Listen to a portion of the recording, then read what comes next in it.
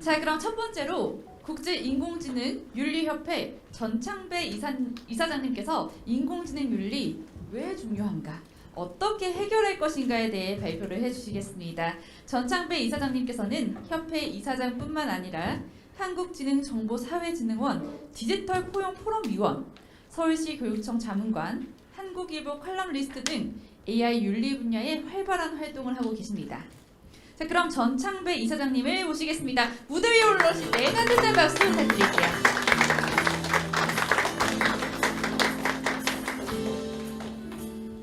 네, 방금 소개받은 IAEA 국제인공지능앤윤리협회 이사장을 맡고 있는 전창배라고 합니다. 네, 오늘 이렇게 뜻깊은 행사에서 서울 시민 여러분들 만나 뵙게 되어 진심으로 반갑습니다. 네, 저는 오늘 인공지능 윤리 왜 중요한가, 그리고 어떻게 해결할 것인가라는 주제로 여러분들하고 여러분들하고 한번 말씀을 나눠볼 건데요. 그 인공지능 윤리라는 용어를 이제 많이들 알고 계실 거예요. 한 번쯤은 이제 들어보셨을 텐데, 아직 이 인공지능 윤리가 정확히 어떤 개념이고 또 왜 중요하고 또 해결하려면 어떻게 우리가 해야 되는지, 어떤 노력을 기울여야 되는지, 네, 아직 좀 많이 확산되거나 아직 공유되지도 못한 것 같습니다. 그래서 오늘 이 자리를 통해서 한번 이야기 나눠보고 공유하는 자리가 되었으면 좋겠습니다. 네, 인공지능 윤리는요, 인공지능 기술과 같이 가야 되는 동반자 관계입니다. 이게 오늘의 저희 주제고요. 이제 왜 그런지 이제 한번 같이 생각해보는 시간을 가져보도록 하겠습니다. 네, 저희 협회는요, 이름 그대로 국제인공지능 앤드 윤리협회에서 앤드가 들어가 있습니다. 그래서 인공지능 기술과 인공지능 윤리를 조화롭게 진흥시키고 발전시키는 그런 국제인공지능 기관으로 나아가려고 하고 있습니다. 인공지능에 관심 있으신 분들은 저희 홈페이지 와보시면 자료들이 많이 있으니까 방문해 주시면 좋을 것 같고요. 네, 7월 달이죠. 아마 이런 기사 보셨을 겁니다.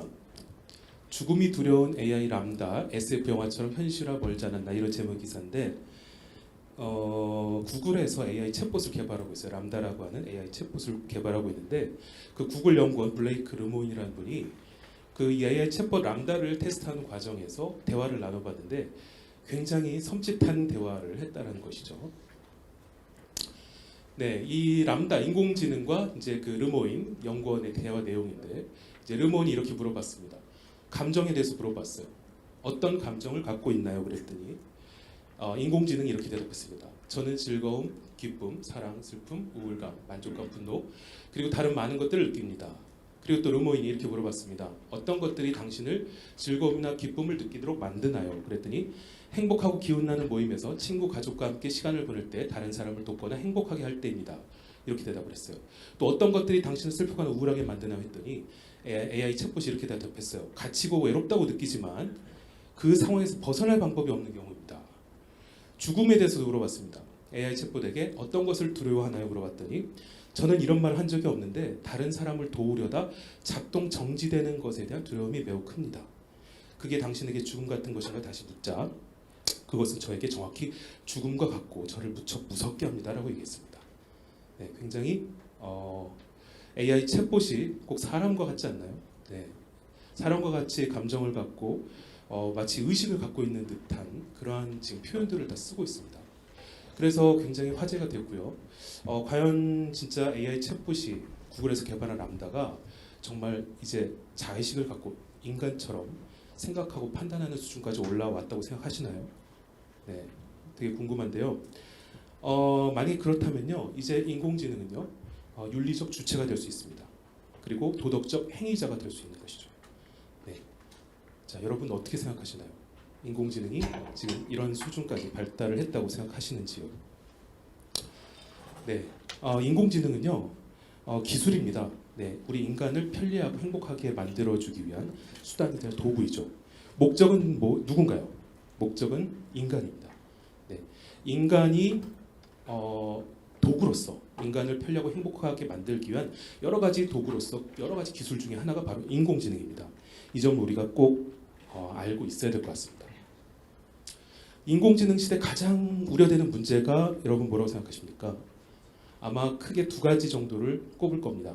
첫째는 여러분들 다 예상하시다시피 일자리 문제가 있을 겁니다. AI와 로봇이 인간의 일자리를 많이 뺏어간다고 하고 있습니다. 그렇죠? 네. 일자리 문제에 대해서도 지금 많은 논란이 있고 논의가 있는데 여기에서도 뭐 1시간 이상 포럼 하나 주제로 얘기할 수 있는데 다음번에 또 좋은 기회가 되면 일자리에 대해서는 얘기를 해볼 수 있을 것 같고요. 오늘은 인공지능 윤리 문제가 또 하나 인공지능 시대 가장 우려되는 문제로 지금 대두되고 있죠. 우리가 인공지능 윤리라고 하면요, 인터넷 윤리, 의료 윤리, 기업 윤리, 언론 윤리 이런 말들 많이 들어보셨을 거예요. 네, 비슷한 개념입니다. 인터넷 윤리라고 하면 우리가 인터넷을 사용하면서 지켜야 되는 윤리적인 부분들, 뭐 의료 윤리, 의료 행위나 의료인들이 지켜야 될 윤리적인 부분들을 말하죠. 인공지능 윤리도 마찬가지입니다. 우리가 인공지능을 개발하고 만들고 사용하면서 지켜야 될 윤리적인 부분들을 의미합니다. 네. 지금 인공지능 윤리는요, 세 가지로 구분할 수가 있어요. 세 가지 윤리로 우리가 나눌 수가 있습니다. 첫째는 인공지능을 개발하는 개발자와 기업의 윤리입니다. 두 번째는요, 인공지능을 소비하고 사용하는 소비자와 사용자 윤리입니다. 세 번째는요, 자, 인공지능 그 자체 내재된 윤리가 있습니다. 네. 지금 시점에서는요, 인공지능을 만들고 사용하는 것이 결국 사람이기 때문에, 인간이기 때문에, 자, 인간의 개발자와 기업의 윤리, 또 사용자 소비자 윤리가 중요합니다. 하지만요, 이제 머지않아 인공지능이 아까 AI 람다 챗봇처럼 인간처럼 행동하고 사고하고 판단하고 결정할 수 있는 이런 시점이 분명히 온다는 것이죠. 그리고 인간처럼 자율성을 갖는 시점이 이제 곧 온다는 겁니다. 인공지능 윤리가 대두되게 된 가장 큰 원인이 바로 인공지능의 자율성 때문이에요. 네, 인공지능이 인간과 같은 자율성을 갖게 된다면 그 인공지능은 자, 어떻게 해야 될까요? 착한 인공지능이어야 될까요? 나쁜 인공지능이어도 될까요? 이거 질문 이상한데. 당연히 착한 인공지능이어야 되겠죠. 자율성을 갖고 인공지능이 인간과 같은 자율성을 갖고 행동하게 된다면 인공지능은 정말 나쁜 행동을 해서는 안 됩니다. 선한 행동만 해야 되고요. 선한 그러한 일들만 해야 되는 것이죠. 그래서 여기서 인공지능 윤리가 나오는 것인데 우리가 세탁기 윤리, 또 냉장고 윤리 이런 말은 쓰지 않죠. 네, 인공지능이 인간과 같은 자율성을 가질 수 있기 때문에 인공지능 윤리라는 말이 있는 거고요. 또 로봇이 인간과 같은 자율성을 갖거나 가질 수 있기 때문에 또 로봇 윤리라는 말이 있습니다. 또 자동차에도 윤리라는 말이 붙어요. 요즘에 자율주행차, 자율주행차 윤리라는 말 들어보셨을 거예요. 자율주행차에도 자율성이 있기 때문에 우리가 자율주행차 윤리라는 용어가 있습니다. 네, 이렇게 인간과 같은 자율성을 갖거나 또는 가질 수 있는 이러한 인공지능과 로봇에게 이 윤리라는 단어가 붙는 거고요. 윤리가 필요하다는 얘기입니다. 따라서 이러한 인공지능, 로봇, 그리고 이러한 자율성을 가질 수 있는 이런 기술들, 이러한 주체들에게는 우리가 윤리적인 게 필요하다는 것이죠. 네, 그런데요, 지금 현재 자율성을 갖고 있는 제품이나 서비스가 없어요. 사실은. 자, 자율성을 가진 인공지능 제품과 서비스가 지금은 별로 없습니다. 근데 가장 기대를 지금 한 몸에 받고 있는 제품이 나오려고 하고 있는 게 있죠. 바로 뭘까요? 자율주행차. 자율주행차가 이제 조만간 상용화 되려고 하고 있습니다. 하지만 지금 자율성을 가진 인공지능이 없다고 해서 우리가 인공지능 윤리는 필요 없다라고 얘기하면 안 돼요. 왜냐하면 인공지능 윤리는 인간은요 지금 자율성 없지만 자율성이 있는 것으로 오인할 수 있는 그러한 존재에게도 그런 존재를 자율성 있는 것처럼 받아들일 수가 있다는 거예요. 예를 들면 AI 챗봇 기술이 지금은 뭐 많이 발달을 하지는 못했지만 AI 챗봇하고 대화하다 보면 우리 사람이 부지불식간에 그 챗봇이 정말 사람처럼 느껴진다는 겁니다. AI 로봇들도 지금 많이 개발되고 있죠. 로봇들하고 또 대화를 하고 케어를 하다가 그 로봇이 정말 생명체처럼 느껴진다는 거예요. 이렇게 인간은 인간과 유사한 외모를 갖고 행동을 하는 그러한 존재에 대해서 의인화를 하고 감정이입을 하는 경향이 있습니다. 그래서 지금 현재는 자율성이 없더라도 우리가 자율성을 가진 존재로 오인할 수 있는 그러한 AI나 로봇이 지금 나오고 있기 때문에 역시 그러한 AI와 로봇이 즉 자율성을 갖고 있거나 또는 자율성을 가질 수 있고 오인할 수 있는 그러한 AI와 로봇은 인간에게 큰 영향을 미칠 수 있기 때문에 정신적, 신체적으로 큰 영향을 미칠 수 있기 때문에 우리가 이러한 윤리가 필요하다는 것이죠. 이해가 되셨는지 모르겠네요.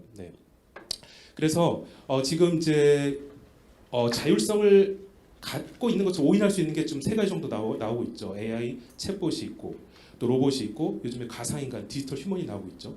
네, 디지털 휴먼도 얼마나 이제 사람과 얼마나 똑같습니까? 이제 구별할 수가 없어요. 그래서 그런 디지털 휴먼과 소통을 하게 되면 정말 자율성을 가진 존재로 인간이 오해인할 수가 있다는 거죠. 네, 그래서 그러한 자율성 가진 존재로 오인할 수 있는 그러한 제품과 서비스, 인공지능 제품과 서비스, 로봇과 제품과 서비스에는 우리가 인간이 정신적, 신체적으로 영향을 받을 수 있기 때문에 이러한 윤리 문제가 필요한 겁니다. 자, 인공지능 윤리의 지금 5대 문제라고 이렇게 이제 제가 말씀을 드리는데 사실 지금까지 인공지능 기술의 발달 과정에서 일어난 여러 가지 문제들이 있어요. 역기능, 위험성, 부작용 문제들을 요약을 해보니까 이 5가지로 요약이 된다는 거예요. 물론 아직 일어나지 않은 인공지능 윤리 문제도 있습니다. 네, 왜냐하면 인공지능 기술은 지금 이 순간에도 계속 발전을 하고 있으니까. 또 향후에 어떤 또 기술적인 또 부작용이 일어나서 어떤 윤리적인 문제가 생길 수도 있습니다. 하지만 현재까지 어쨌든 일어난 인공지능 윤리와 안전의 문제는 이 5가지로 요약되고요. AI의 편향성 문제, AI의 오류와 안전성 문제, AI의 악용과 오용 문제, 개인정보 보호 문제, 킬러로봇 문제. 자, 이 중에서 가장 지금 자주 일어나는 문제가 뭘까요? 2개가 가장 자주 일어나고 있어요. 가장 많이. 네, 몇 번하고 몇 번이라고 생각하시나요? 네. 네, 맞추셨습니다. 어떤 분이 1번이라고 했는데 1번. 또 네? 4번. 4번도 많이 일어나는데요. 4번보다는 이제 3번이 좀 더 많이 일어나고 있습니다. 그래서 지금 편향성, AI 편향성 얘기는 뭐 계속 많이 들어보시고 계신데 많이 일어나기 때문에 그래요. 그리고 악용, 오용 문제. 자, 어떤 문제가 있는지 시간 관계상 자세히는 말씀 못 드리지만 중요한 이슈 몇 가지만 먼저 보겠습니다. 딥페이크 문제가 너무 심각하죠.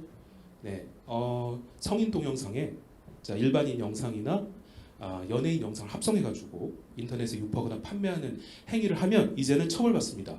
작년 6월달에 성범죄 처벌 특별법이 개정이 되면서 이제 딥페이크 성범죄가 규정이 되었어요. 그리고 처벌받는데 작년에 처벌을 한 피의자 90명 정도를 검거를 해서 분석을 했는데 충격적이게도 이 딥페이크 성범죄를 저지른 피의자 중에 90% 이상이 10대와 20대 청소년들이었다는 거예요. 네, 여러분들 중에도 청소년 자녀 키우시는 분들이 있는 것 같은데 절대 자녀분들한테 호기심에서라도 장난에서라도 절대 딥페이크로 성인 동영상 합성해서 만들면 안 된다고 말씀하셔야 됩니다. 이제 처벌받습니다. 네. 자, 그리고 우리가 이제 자율주행차가 아까 조만간 등장할 거라고 말씀드렸는데 이런 자율주행차의 안전성 문제도 굉장히 우리가 조심해야 됩니다. 물론 이제 철저하게 우리가 기술도 개발을 해야 되지만 이 기술에 대한 검증도 철저하게 해줘야 돼요. 테슬라의 오토파일럿 기능, 이 자율주행 기능이 사실은 아니죠. 1단계 기술입니다. 그렇기 때문에 자율주행 단계 5단계 중에 이제 1단계인데 6단계 중에 1단계 기술인데 너무 과신하고 있어요. 과신하다 보니까 지금까지 약 10명 이상이 이 오토파일럿 관련 사고로 숨졌습니다. 네, 사고가 많이 일어나고 있고 실제 이제 나중에 자율주행차가 우리가 대중화되면 안전이나 아니면 이러한 윤리적인 부분들을 우리가 체크하지 않고 출시를 서두를 하게 되면 분명히 또 이런 많은 사고가 일어날 수 있다는 것이죠. 자, AI로 요즘에 바이오, 헬스케어 쪽에 굉장히 많이 적용을 하고 개발하고 있는데 역으로 AI가 AI한테 한번 독성 물질을 개발해봐라 했어요. 그랬더니 자 6시간 만에 독성 물질 4만 개를 만들어냈습니다. 근데 이 중에 충격적이게도 신경작용제 VX 가스보다 더 위험한 현존하지 않은 이러한 물질도 개발을 해냈다는 거예요. 네. 그러니까 인간에게 도움을 주는 치료제나 백신만을 개발하는 게 아니라 역으로 우리가 악용을 하게 되면 잘못된 방향으로 활용하게 되면 이렇게 인간에게 해를 끼치는 독성 물질을 개발하는 데도 쓸 수가 있다는 것이죠. 자, 그리고 개인정보 보호 문제도 여러분들 아까 말씀을 어떤 분이 하셨지만 지금 AI 스피커들 많이 사용하실 텐데 AI 스피커가 사실은 지금 완전하지는 못합니다. 기술적으로 지금 계속 발전 단계에 있고요. 그 이제 스피커를 성능을 높이기 위해서 음성 데이터, 사용자들이 얘기하는 음성 데이터들을 수집을 하는데 자, 지금 전 세계 AI 스피커들이 다 비슷해요. 사용자의 명확한 동의를 받지 않고 수집을 하거나 사용자에게 동의를 받았어도 자꾸 유출되는 문제가 나타나요. 네. 그래서 여러분들 AI 스피커 사용하실 때 조심하셔야 됩니다. 이게 비단 우리나라뿐만 아니라 전 세계적인 공통적인 문제입니다. 킬러로봇 문제야 뭐 말하면 못하겠습니까? 네, 지금 강대국들, 뭐 미국, 러시아, 중국 이런 강대국들이 앞다투어 경쟁적으로 킬러로봇을 개발하고 있습니다. 최근에 우크라이나에서 킬러 드론이 지금 사용되고 있다고 그런 기사들도 보셨을 거예요. 근데 지금 문제는 이러한 킬러 로봇들이 사람을 해칠 목적으로, 사람을 살상할 목적으로 개발되는 킬러 로봇들이 아무런 규제 없이, 아무런 어떠한 논의 없이 지금 무차별적으로 개발이 되고 있다는 것이죠. 자, 그것보다 중요한 것은요, 사실은 이제 인공지능이 우리 인간의 통제를 벗어날 수도 있다는 것입니다. 지금 우리가 약인공지능 단계라고 하는데요. 이제 조만간 전문가들이 얘기하는 20-30년 정도 있으면 강인공지능 단계로 들어간다고 합니다. 그리고 이제 또 한 40-50년이 지나면 미래학자 레이 커즈와일이 말한 특이점이라고 하는 기술 폭발 시점을 거치면 이제 초인공지능 단계로 들어간다고 해요. 근데 우리가 초인공지능이라고 말하면요, 신과 같은 존재라고 생각하시면 됩니다. 그러니까 인간이 그동안 할 수 없었던 불가능한 영역들의 일을 이제 인공지능이 할 수가 있는 것인데, 자, 인공지능이 문제는요, 이 초인공지능이 선한 방향으로 갈지 악한 방향으로 갈지 아무도 예측을 못한다는 거예요. 그래서 지금 많은 미래학자와 인공지능 전문가들은 이 초인공지능을 개발할지 말아야 될지를 지금 논의를 해야 된다는 겁니다. 지금부터. 그리고 또 조금 더 나아간 또 일부 전문가분들은 강인공지능 단계도 우리가 논의를 해야 된다고 해요. 강인공지능은 이제 SF 영화에 나오는 자율성을 가진 인공지능입니다. 이런 자율성을 가진 인공지능을 우리가 마음대로 개발하고 풀어놔도 되는지, 이런 부분도 우리가 지금부터 논의하고 연구를 해봐야 된다는 것입니다. 이건 제 얘기가 아니라 많은 인공지능 전문가, 미래학자, 그리고 리더, 전 세계 리더들의 얘기예요. 그래서 우리의 미션은요, 명확해졌죠. 선하고 안전한 인공지능을 만들어야 합니다. 그래서 전 세계 많은 정부와 기업, 그리고 학계, 또 저희 같은 민간에서 노력을 하기 시작했죠. 그래서 지금 자율적으로요, 강제가 아닙니다. 자율적으로 인공지능 윤리 가이드라인 또는 헌장, 규칙, 지침, 이러한 준칙, 이러한 부분들을 지금 발표하고 실천하려고 노력을 하고 있어요. 우리나라도 작년에 유네스코에서 드디어 전 세계 표준이 될 수 있는 인공지능 윤리 준칙을 발표를 했습니다. 그래서 AI 윤리에 관한 권고안을 발표했고, 약간 강제성이 있습니다. 권고지만 이 회원국 193개 회원국은 이 윤리 권고안을 지켜야 돼요. 약간의 강제성이 있는 그런 규정입니다. 그래서 우리나라도 지금 제가 알기로 과기부나 행안부나 방통위에서 이 권고안을 지금 구체화하는 작업을 하고 있는 걸로 알고 있습니다. 자, 우리나라에서도요, 과기부 컨트롤 타워죠. 인공지능과 인공지능 윤리 컨트롤 타워인 과기부에서 2020년 11월에 드디어 국가 인공지능 윤리 기준안을 발표했고요. 저희 협회 자문위원 두 분도 지금 여기 계신 우리 회장님도 들어가서 작업을 하셨고, 이 국가 인공지능 윤리 기준안 이후로 우리나라도 굉장히 노력을 많이 하고 있어요. 그래서 국토교통부, 개인정보보호위원회, 방통위, 금융위원회, 국가인권위원회, 최근에 교육부까지 이러한 인공지능 윤리 가이드라인들을 발표를 했고요. 이제 실천하려는 노력을 하고 있습니다. 자, 저희 협회에서도요, 인공지능 윤리 헌장을 2019년 10월에 민간 최초로 발표를 했고요. 그리고 최근에 지난달이죠, 7월 1일 날 디지털 휴먼 윤리 가이드라인, 국내 최초의 디지털 휴먼 윤리 가이드라인을 발표했습니다. 자, 이제 마무리하겠습니다. 인공지능 윤리에 대한 오해가 있습니다. 인공지능 윤리는 인공지능 기술 발전을 막겠다는 얘기다, 규제하겠다는 얘기다, 이런 얘기가 있는데 절대 아니라는 것이죠. 인공지능 윤리는요, 인공지능 기술의 안전장치입니다. 인공지능 기술의 발전, 인공지능 산업 발전을 도와주겠다는 얘기예요. 저희 협회는요, 규제단체도 아니에요. 저희는 윤리단체예요. 법단체도 아닙니다. 그래서 이런 오해가 굉장히 많은데 절대 오해가 이거는 아니라는 걸 말씀 다시 한번 드리고요. 인공지능 기술에 만약에 윤리적인 안전장치가 없다면 어떻게 되겠어요? 소비자가 그 인공지능 기술이 들어간 제품과 서비스를 사용하겠습니까? 사용을 안 하겠죠. 판매가 안 될 거예요. 그러면 그 기업은 망하겠죠. 결국은 인공지능의 윤리라는 또는 안전이라는 안전장치가 들어간 인공지능 기술이 제품이 개발이 돼야 신뢰성을 소비자들에게 얻고 판매가 될 거예요. 그리고 그러한 판매되는 기업들은 더 커질 거고, 또 그런 산업들도 더 성장할 거고, 인공지능 기술도 더 발전할 겁니다. 따라서 인공지능 윤리는 규제하려는 게 아니라 절대 발목을 잡겠다는 말이 아니라는 거, 인공지능 기술과 산업을 오히려 더 도와주고 진흥시키겠다는 얘기라는 거를 한 번 더 강조를 드리고요. 그래서 결국 인공지능 윤리와 기술은 함께 가야 되는 동반자 관계입니다. 누구 한 주체가 먼저 가면 넘어져요. 이게 이제 운동회 때 우리 이렇게 하죠. 한 명이 먼저 가면 넘어지겠죠. 같이 가야 됩니다. 조화롭게. 그리고 인공지능 윤리는 지금 현재 시점에서는 인간의 윤리입니다. 왜냐하면 인공지능을 만들고 개발하고 사용하는 게 누구예요? 인간이죠. 그러니까 인간의 윤리라는 거예요. 우리 인간이 인공지능을 바르게 만들고 바르게 사용하면 인공지능 윤리와 안전 문제는 최소화되거나 일어나지 않습니다. 그래서 자, 우리가 선하고 안전한 인공지능을 만들려면 어떻게 해야 될까요? 이제 정리를 하면 일단 국제적인 사회적인 합의와 가이드라인을 우리가 자율적으로 만들어서 실천하려는 노력이 필요하겠고요. 아까 가이드라인들을 많이 만들고 있다고 했죠. 만들어 놓고 실천 안 하면 말짱 꽝입니다. 실천해야 되는 거고. 그다음에 이제 규제도 최소한의 규제로 가야 됩니다. 우리가 너무 과도한 규제는 우리나라가 지금 AI에 많이 뒤처져 있죠. 선진국에 비해서. 그래서 기술적인 발전과 산업 발전을 이루려면 너무 과도한 규제는 안 되고요. 네거티브 규제라고 하죠. 최소한 규제할 것만 하고 나머지는 다 하게 해주는 이런 규제로 가야 되고, 그다음 정책적인 지원이 필요합니다. 그래서 우리 정부가 AI 윤리를 기업들한테 지켜라 못합니다. AI 스타트업들이 AI 윤리까지 신경 쓸 수가 없어요. 그래서 정부가 AI 윤리 바우처 제도 같은 걸 통해 가지고요, AI 윤리 교육에 대한 비용을 기업에 지원하고 AI 윤리의 검인증 같은 것들을 또 기업에 비용을 지원해주는 이러한 일들이 정책적으로 필요합니다. 마지막으로요, 교육이 제일 중요합니다. 사실은요. 오늘 이 자리가 사실은 중요하다는 거죠. 네, 이 교육이라고 하는 거는 AI를 만드는 개발자 기업도 교육을 받아야 되지만, AI 윤리 교육을 받아야 되지만, 또 우리 대학생들, 오늘 참여하신 또 우리 소비자 시민분들도 교육을 받아야 돼요. 하지만 이제 더욱더 중요한 것은 미래 우리 AI 과학자와 개발자가 될 초중고 학생들, 네, 어린 우리 미래 인공지능을 이끌어갈 우리 초중고 학생들이 어렸을 때부터 AI 윤리 교육을 받아야 된다는 것이죠. 자, 마무리를 하겠습니다.